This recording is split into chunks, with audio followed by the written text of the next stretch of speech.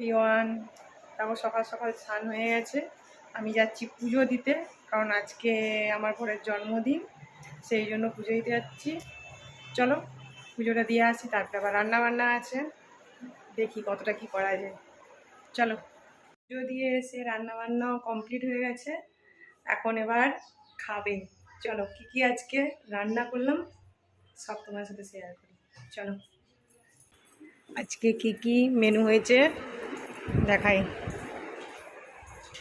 এখানে আছে fried rice, mutton, চিংড়ির মালাইকারি, পায়েস, চাটনি, দই, বোঁদে আর মিষ্টি আর 5 রকমের ভাজা।